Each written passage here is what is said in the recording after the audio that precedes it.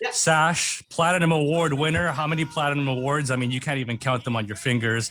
Welcome, Sash. He was on the show this past weekend. Incredible set. How you doing tonight? Yeah, I'm fine. Thank you. Thanks very much for being able to chat to you after my mix last week. So I'm looking forward to all your questions and see how it's going. Yeah, people love the mix. Why don't you tell us about your experience, and has this become sort of the norm for you doing DJ sessions online, given the state of the world?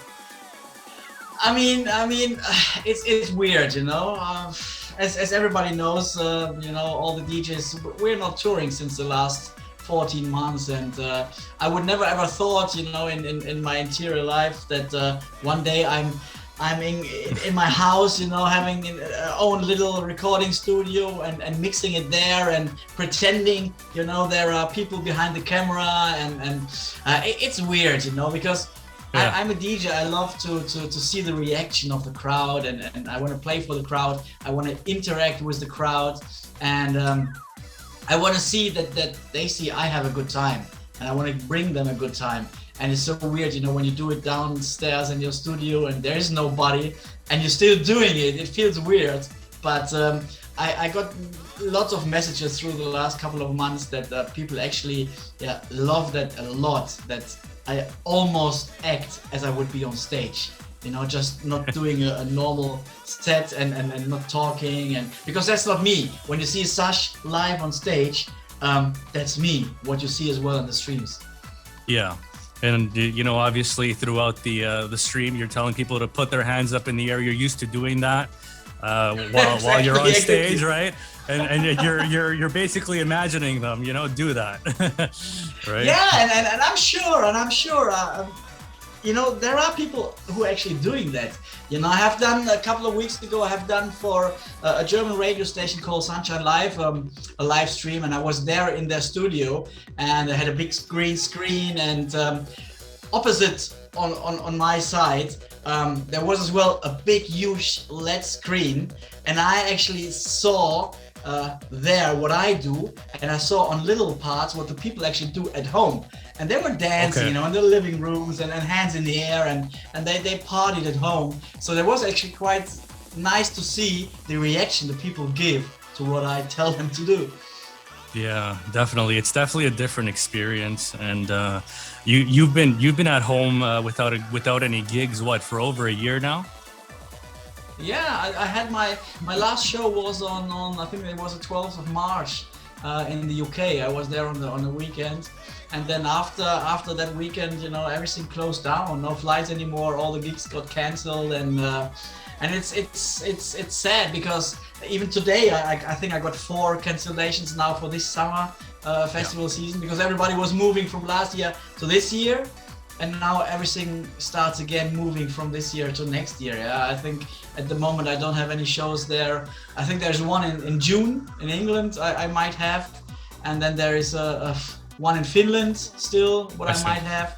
But I think to be honest, it's gonna be difficult to hold these huge festivals with a couple of thousand people. Yeah, we might have to wait a long time. Did you ever imagine that last gig happening and over a year later, and you still being without any gigs? Did you ever picture that, or the world being like this? No, I was hoping that the whole pandemic, comes quick to an end, and I think everybody in the entertainment industries and in many other industries were hoping for that. And I remember I was sitting at my bookkeeper's office.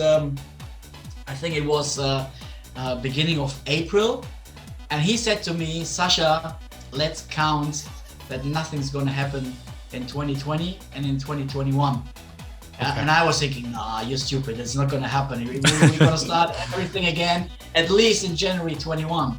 And now we're almost in June, and it really looks sadly that he was right. Yeah, hopefully things get better. And You know, I've seen you be active on social media a lot. You've been posting a lot of stuff regarding your personal life, a lot of food, a lot of there your is dog. there is nothing else at the moment. You know, you can't send and post any videos of shows and partying people and traveling, planes, hotels. There is nothing. So it's sometimes it's really hard, you know. You sit there and think, okay, I should post something, but what should I post? You know, again, food. No, it's gonna start to be boring. You know, people don't want to see Sash's food. They want to hear the music and things like that. But it's difficult because there is nothing going really on. I mean, if you would, you know, be with me 24/7, you would see what I do. It's a normal life at home. You know, I'm walking out with the dog and watching television. I sleep a lot and trying to fix, you know, some old Sash remixes to put on YouTube where people almost forgot about. And yeah, it's weird. And I have to say, I'm honestly, I can't wait to go back on stage because I miss that. You know, I was born like a DJ and I'm DJing now since I'm 16. So that's a long time and I'm really missing that, you know, and yeah. It's weird, and I think the party people as well miss to go out and have a party again. Yeah, I don't know about everybody else, but I mean, all the food. Do you make all the food that you post? Because that's, I mean, it looks honestly, it looks really good. I mean, it's Chef Sash. Yeah. And to be honest, most of them I do myself, most of them. But hey, yeah, I'm a family man, I have to say, and I think people notice as well that I actually keep my private life quite out of the social media. And, you do. I do, and I think you know it's the best way we choose here at home. So of course there's more people in this house living, but these people are not participating on social media. I see. Yeah, no, for sure. Healthy breakfast, chorizo soup, salmon, steamed salmon, desserts.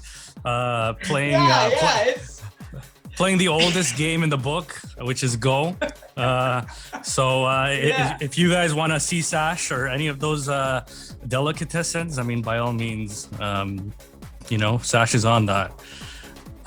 People tell me always, you know, I have to do how you say in English, a cooking book, a recipe book, you know, yes. And put everything in there in this book and start to selling that. So that might be a good idea, you know, when I'm gonna retire in a couple of years and then I start to write books about cooking and food.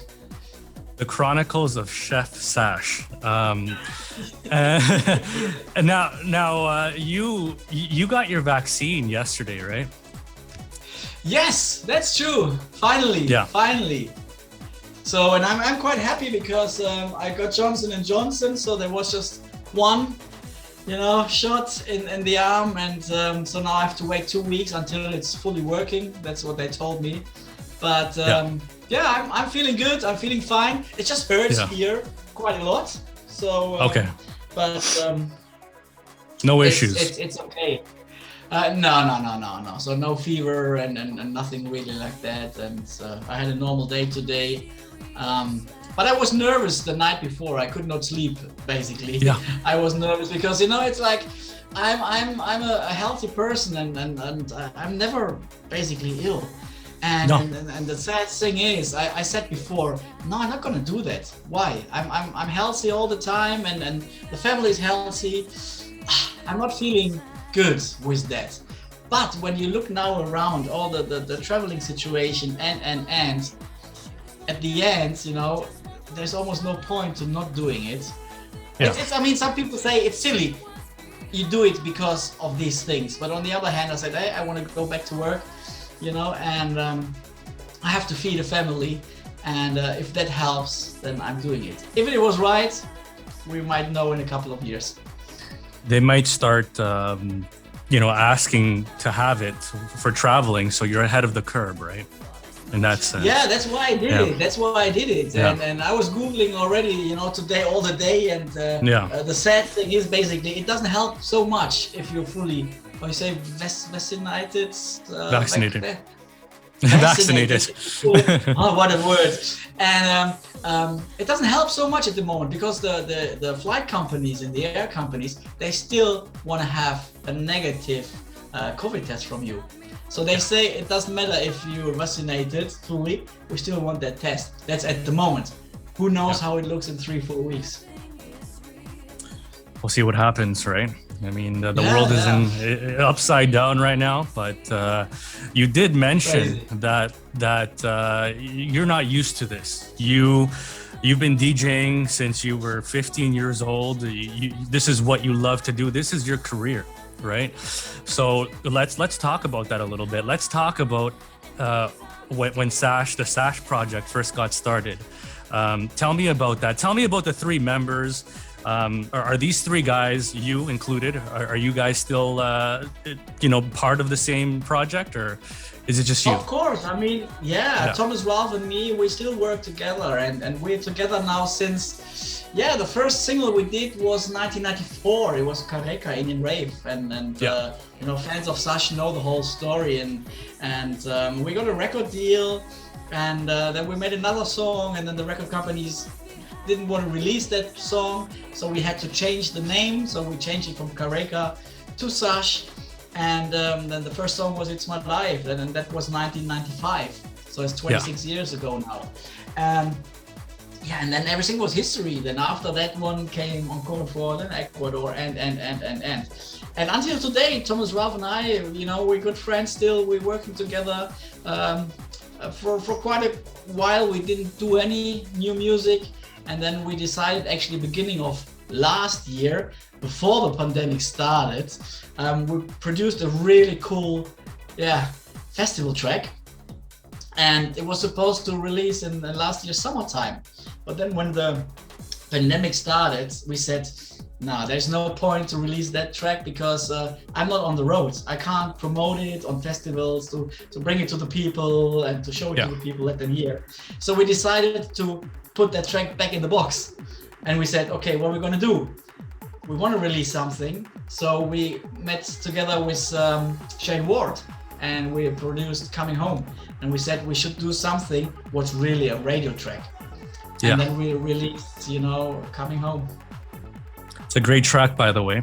Thank you. Did you grow up with Ralph and Thomas? Like, were you childhood friends, or did you just meet them in? No.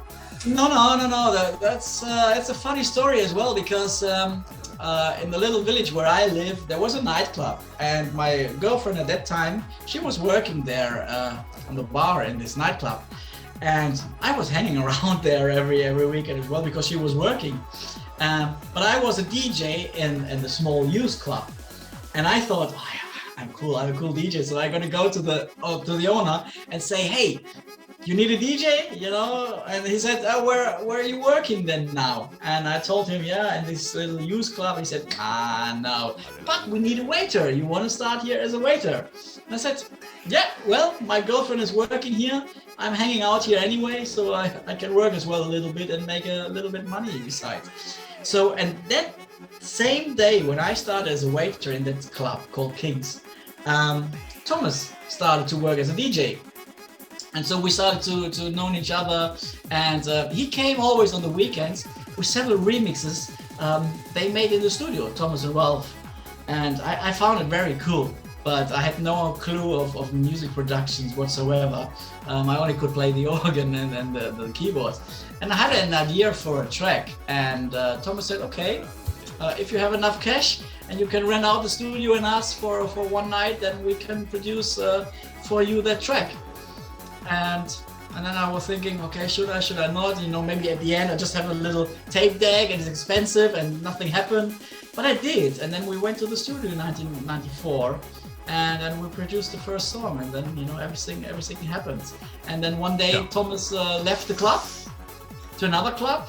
And by that time I was already moving onwards from the waiter to being a light jockey next to the DJ. So I was bumped up. And then you're doing the first hour, and then you're doing the last hour, or when the DJ goes to the toilet, you do one mix, until he comes back. And Yeah, and then one day he left the club, Thomas, and the owner said, hey, Sasha, I know you can do the job. You know the people here, you know the music was running. You want to have the job.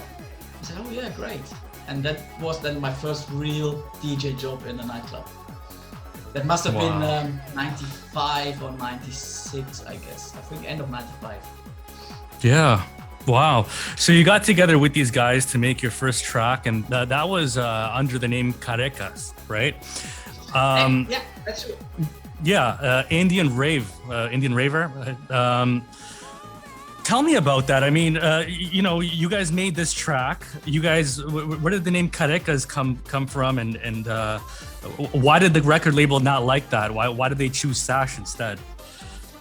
Yeah, I mean, when we released Careca Indian Rave, we got a deal. Yeah, I think it was with Six Records and or Coconut Record. I can't really remember even, but we got a deal, and I had a release, and we had a CD, and I was proud. You know, I could show to my friends, hey, look, you know, here are my ideas. And I got my money back as well, what I invested to pay the studio for that one night. But actually, the outcome of the track was totally different, because my plan was a bit different. You know, I wanted to produce a dance music of a well-known German cowboy and Indian music theme called Winnetou. I'm sure you have never heard it in Canada. And so we produced that thing, and everything was done. But at the end of the night, and the early morning light came already up, the melody did not fit really to the basics we had in the track. And we just said, let's throw away that melody idea and let's just create a new thing, and let's go for it. And this is how the song was born. So basically, the idea, and Sash is assisted why, because I wanted to make a dance song of a famous cowboy movie melody. Now this song, I mean, you were happy to get it done. You got your money back, but it wasn't exactly a success, right? And neither was the next one.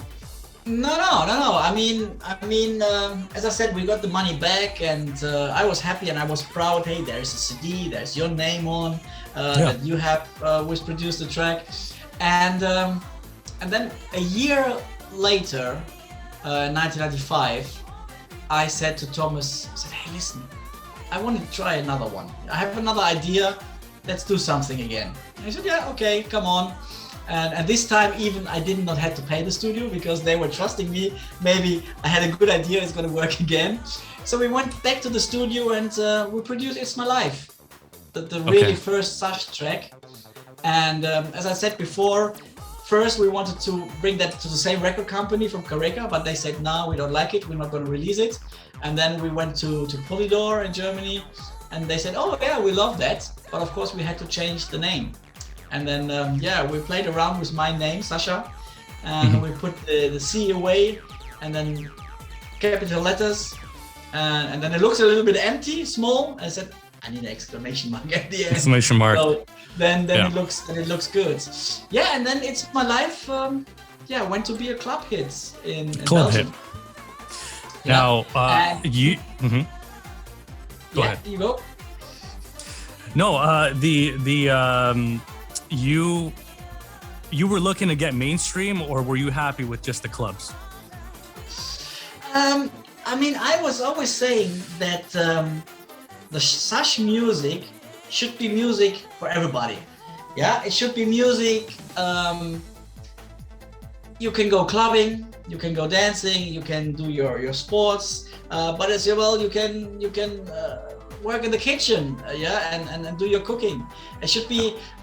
You know, I'm someone who I love soft and nice and catchy melodies, and I'm not the hardcore raver, and I'm not the underground person. I was always loving, you know, nice, sweet feelings in songs and melodies, and that's why actually when you listen to Sash music, there's always a great melody, or there is always vocals. You hear them once, and hardly you can't forget them.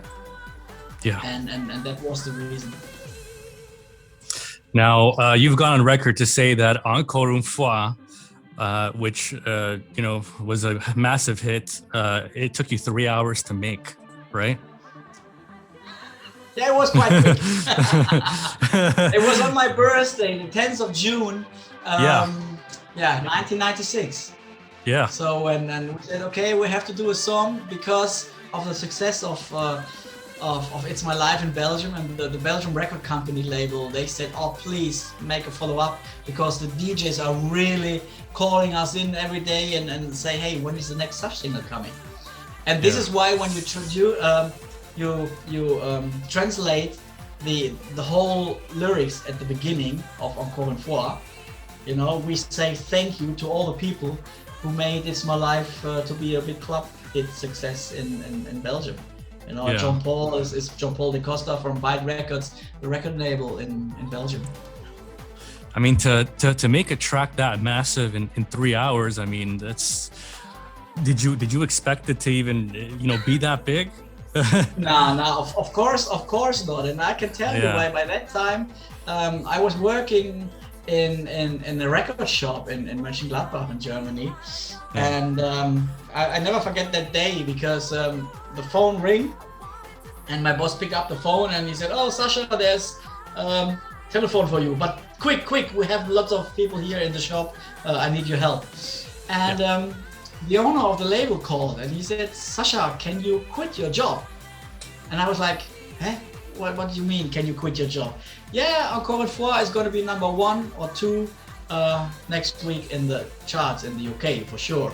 And we need you for promotion and television and all that. You have to travel to England." I said, "Hey, I need my money every month, so what are you saying? I can't just quit my job." And he said, "Now listen, if you don't make money with Sash in the future, then I guarantee you that you can be DJ promoter in my record label, and then you have a job again." And and then I said to my boss, I said, "Listen, can I quit next week?" He was a bit sad because I was a specialist in new music, and you know, and but he was nice and he said, "Yeah, of course, Sasha, you can leave." Wow. So I mean, if, you know, let's say in an alternate reality, this hadn't worked out. I mean, Encore une fois never worked out. What do you think you'd be doing today? Well, I don't know. I mean, if I look back in my work life, you know, it's I started after school learning electronics because my dad was running, how can I say that? He had a small company putting billiards and slot machines into pubs and all that, dart machines and gaming machines and all that. And he said to me, "Sasha, please learn some electronic things so you can repair these things yourself. You don't have to pay someone expensive to repair them, and you can do it yourself." So I learned doing electronics. But then after I learned the job and the business of my dad went down and I went to another company to work there, I knew right from the first day, this is not my passion, this is not my job. And afterwards then, I wanted to make music more and more to be my hobby. And you know, then there came the club beside the job, and then I went to the record shop and worked there.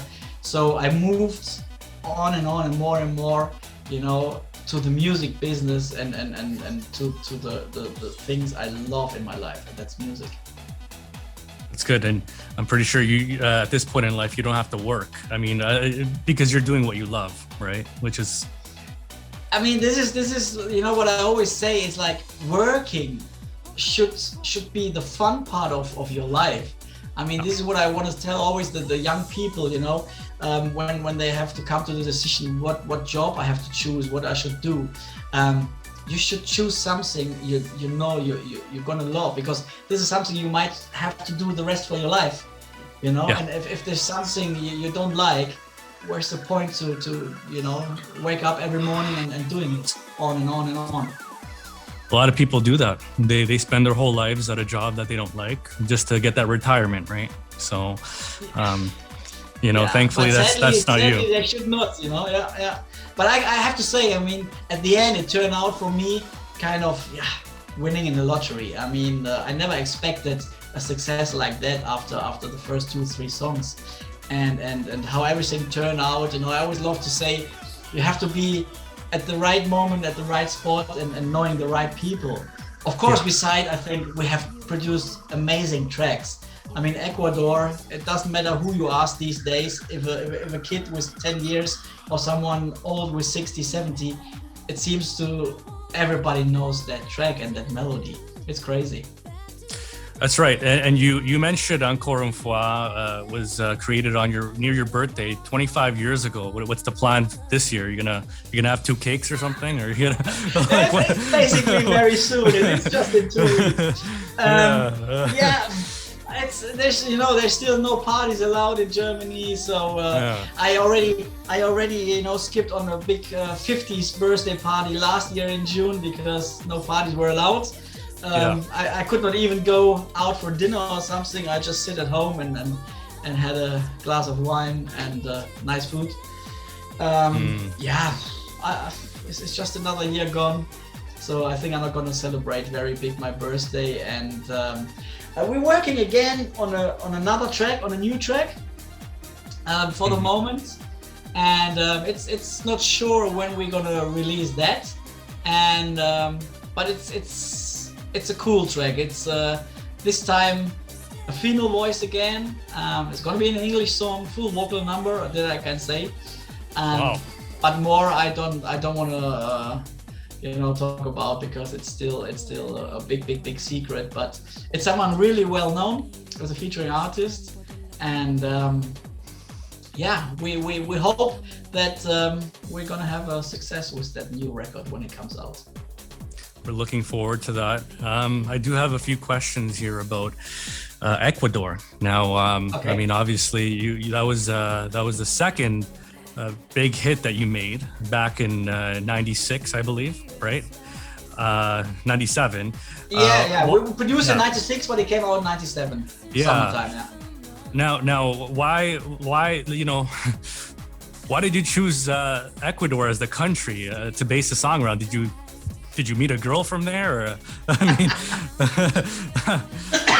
no. It's basically quite easy.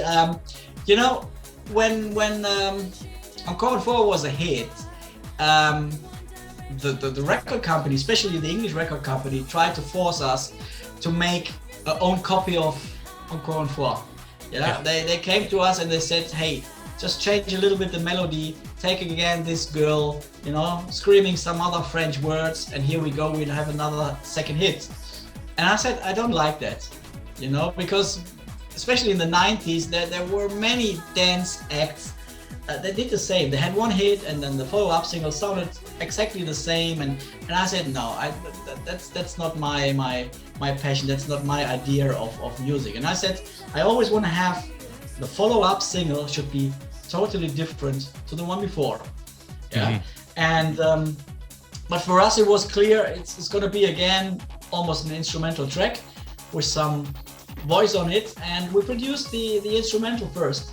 It was just the whole instrumental, and then we were thinking about some vocals, and then it came out that we said, okay, let's do something Spanish.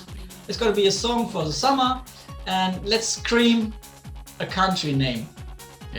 So what Spanish speaking countries we have? Then we have Spain, and then we go straight to South America. And when you start screaming, Spanish speaking names, Ecuador just sounded so great for us. We said, that's it, and then just say, hey, let's go to Ecuador and let's enjoy the nice, beautiful melodies of Ecuador. So, and Ecuador was born. Tell us about that time you received a letter from the Ecuadorian embassy. Yeah. I did. And I have to say, 25 years later, I still haven't been there. So I don't know. I think these people who invited me, they don't live anymore.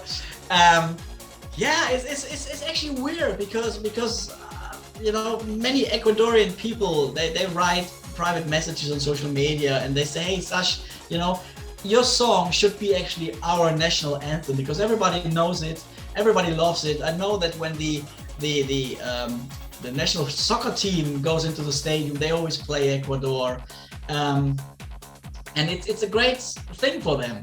And on the other hand, it's some are angry and they tell me, why but you did not shoot the video in Ecuador, huh? That's not Ecuador. I said, no, it's not. It's Tenerife on the Canarian Islands. Because back in the days, we didn't have that big budget to fly to Ecuador to shoot a video over there. Yeah. And but they love it. They love it over there. And maybe one day, really, I'm gonna go there and have a show there or something. But it's difficult because people in Ecuador are not so up for that kind of music, And we have tried a couple of times to get a gig there, but so far it never happened. So speaking about the music videos, a lot of your music videos have different settings: desert, snowing mountains. Which was your favorite place to shoot a music video, and which was the most challenging? Were there any green screens involved? I mean, because I'm looking at it, I'm like, I don't know if it's a green screen or if Sash was actually there, Let me think. Have we ever used green screen in the videos? No. Okay. No, I mean all the sceneries just around the hill. It was Thailand. We went to Thailand. Color the World. We went to Iceland. Beautiful. I mean, it was bloody cold, minus 45 degrees, but wonderful. And the funny thing is, when you watch the video on Color the World, the great atmosphere, the sun and the orange and yellow sky, they always said, oh yeah, you have worked that in the video. I said, no, it was exactly like that on that evening. And we have shot La Primavera on Hawaii. There was no green screen. We have done one of my favorites, and I really said to the team, I said, I want to shoot one video in the pyramids. So we did I Believe, we went to Egypt and we could shoot in the pyramids and around the pyramids. I love that video a lot. And there's more. Paris Stay and New York, Movemania. Where else we have been? I can't remember even all. The only thing is where we did cheat a little bit was Gambare. The Japanese song. We have never been in Japan. So actually the garden scenes, that it's a Japanese garden of the Bayer company here in Leverkusen in Germany. Mm-hmm.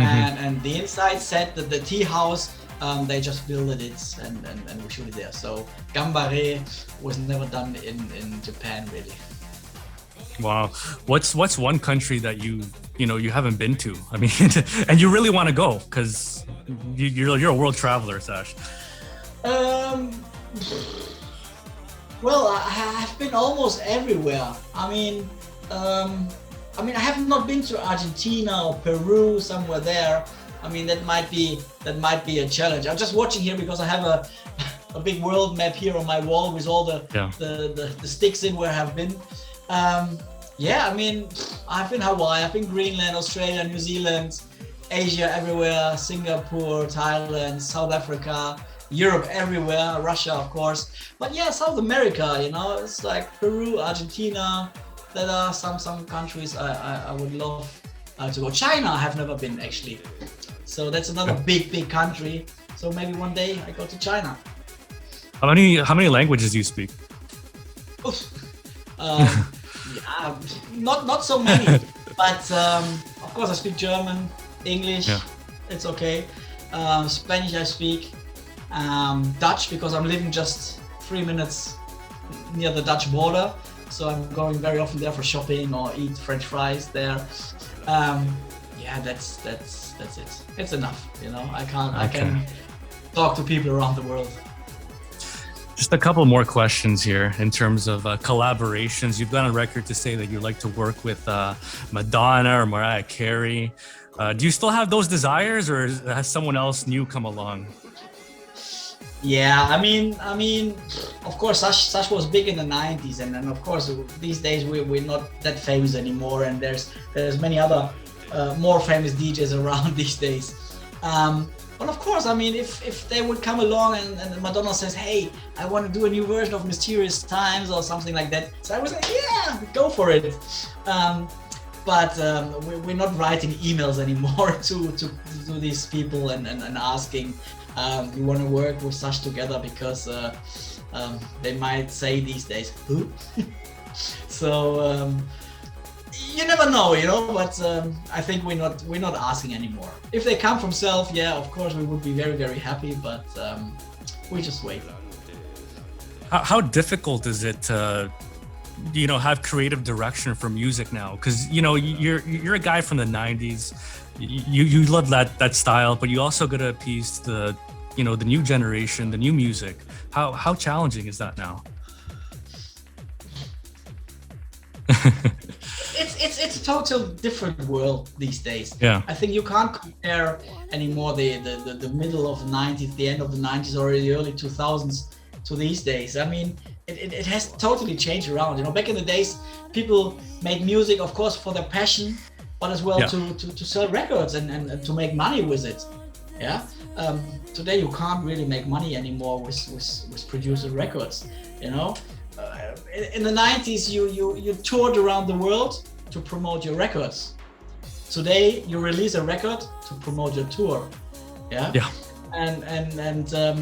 And as well, the music scene is and the radio scene is as well. When I listen here to local radio stations, it seems to me every day they have a playlist of 30 tracks and they're repeating it the whole day. Yeah. And there's not so much fresh new music able to jump in, because they fixed and stick to the big labels. They have maybe some arrangements with them and say, okay, take that artist, that artist, that artist, that artist, and then you have maybe 3 free picks during the day where you can throw some other music in, and that's it.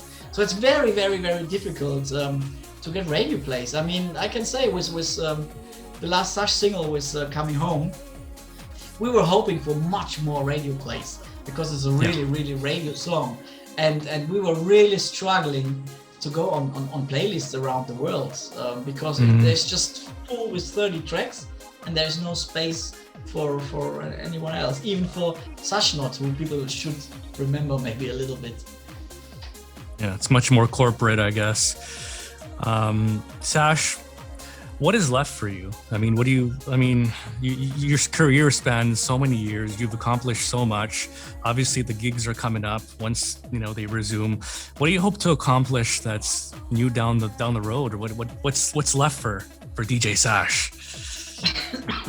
Yeah, I mean, I still love to be on stage, and I mean, I'm getting now 51, and when you would have asked me 10 years ago, I would tell you for sure, when I'm 50, I'm not doing it anymore. Yeah. But I still love it, and it's I mean, the travel part starts now to be hard, and it's a different life than it was 20 years ago. 20 years ago, you had pre-parties, you had after parties, and there was a big thing around the actually show. Today it's more just you go there, you do your show, and you're happy that you're as soon as possible be back at home. But still being on stage, it's just I mean, it still gives me a kick, and I still love to see these people who sing along to this 25-year-old tracks, and people having tears in their eyes, because they have flashbacks, they have memories when they were young and listen to this music, and that's just great, and you can see that the 90s are still I want to say getting bigger and bigger every year, because the festivals I'm doing, they're getting bigger and bigger every year. I mean, during summertime, I don't do any festivals under 10,000 people where they just listen to 90s music. When you think, I have played now a couple of times at Tomorrowland, they have their own 90s stage there. So awesome. That shows you that the 90s is really, really still there, even it is 20 years later. Of course. I mean, that's pretty much it for the interview. I mean, you're an interesting guy. Thank you. No, literally, you are a very interesting person. And what are you planning to do in the next few months that you're still off? Are you going to watch the Euro Cup, or what's? Yeah, of course. I love football, and I used to be a professional football player when I was young, but my dad said, really? No, I had the possibility to play for Borussia Mönchengladbach. They wanted to have me when I was a kid. My dad as well was playing at that team when he was younger. That was even Yeah. before the Second World War. And yeah, but at the end, my dad said, no, you should do something better. And yeah, I'm gonna support the German team, of course, but I'm not such a crazy fan, and you know, I'm not start crying when they lose. I'm happy when they win, but if they lose, they lose. So I'm not that crazy. Have you been to the tournaments? Have you ever? I'm sure you have by this point. I have never been, to be honest, to any World Cup or Euro Cup games. I have been for the team I support, Borussia Mönchengladbach. I have been in the last couple of years when they played the Champions League. I've been to their game in Manchester City. I've been to Barcelona to watch them there, and of course because I live only 10 minutes away from the stadium. When I have the possibility, I watch some games at home, but that's it. The only thing I did, I was part of the German artist national football soccer team at the World Cup in Russia, because there is a World Cup every year for artists, and I was playing for the German team. I think that was 2 years ago, and I played in Russia a couple of games against other countries, and it was quite fun being a whole week in Russia and playing football and representing Germany. That was quite fun. That's amazing. You mentioned your dad. Is he still around? No, my dad died already. I think it's almost 8 years ago. I can't even remember exactly. No, he's not around anymore. But he reached 88 years. So he had a good long life, and bless him. And my mom left me last year in April.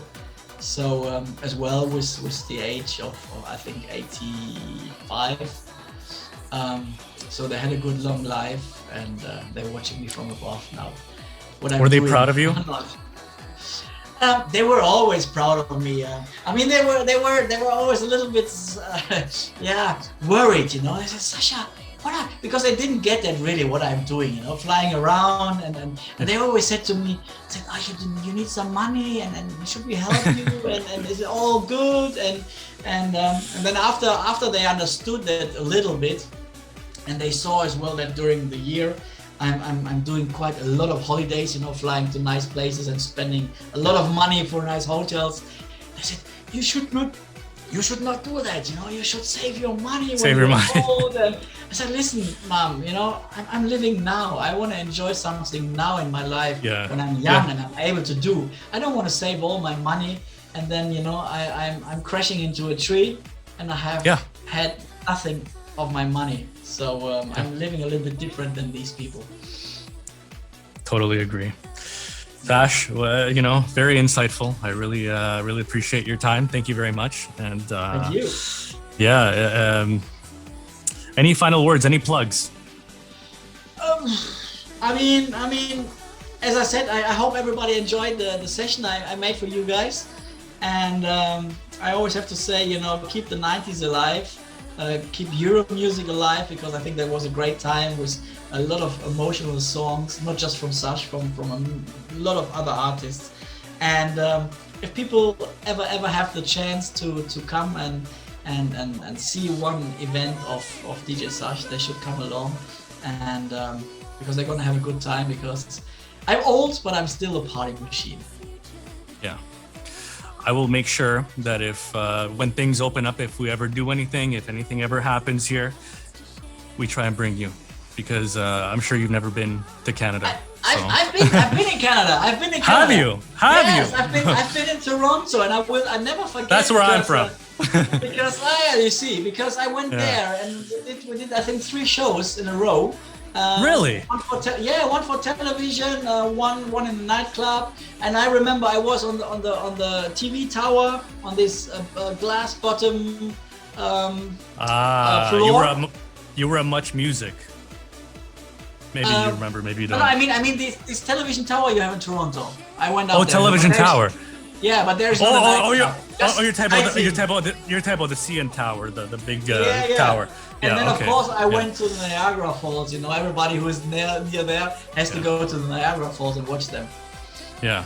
Okay. Wow. There you go. We learned something new. Maybe we'll bring you back. Yeah. We gotta bring you back. I would be happy to come back to Canada and play some music for you guys over there, live and direct, and not just, you know, in a lonely studio session. Okay. Well, thank you very much, Sash. You're welcome. Thank you very much for that. Okay. And I wish you, you know, a lot of luck that you, move onwards with your passion for music and the Euro sound. Thank you very much. Have a good night. Take care. Bye. Yeah, you too. Bye bye.